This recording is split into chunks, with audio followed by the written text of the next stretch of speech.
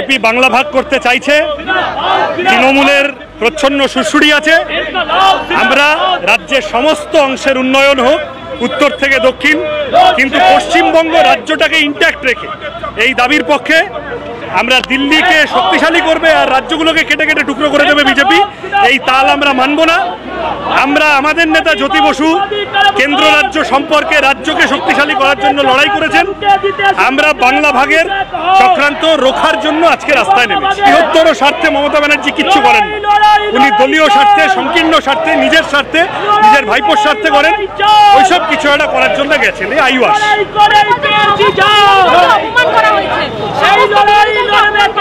উনি যদি এটা হবে বুঝেও আর কেউ গেল না, উনিই গেলেন।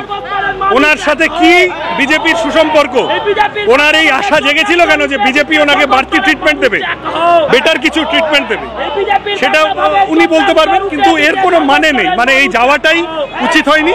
গেছেন, স্টান্টবাজিটা করবেন বলেই গেছেন। হ্যাঁ, এই ধরনের মিটিং থেকে খুব কিছু তো বের করার ব্যাপার নেই। কোনো মুখ্যমন্ত্রী যায়নি, উনি যাবেন কেন? আরে বাংলাকে বঞ্চনার কথা বাংলার সরকার শ্বেতপত্রটা দিয়ে দিচ্ছে না কেন? বাংলার সরকার শ্বেতপত্রটা দিয়ে দিক। বিজেপি টাকা আটকাচ্ছে, আমরা তো সবাই বলছি বিজেপি খুব খারাপ।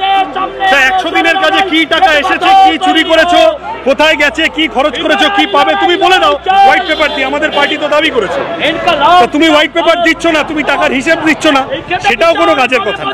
আবার বলছি, সমস্ত বিরোধী দলের টাকা ওনাকে কেউ নিতে বলেনি, উনি কেন নিচ্ছেন জানি না। বাকি বিরোধী দলগুলো কিন্তু ওনাকে বিজেপিরই লুক্কায়িত খোঁচর বলে মনে করে।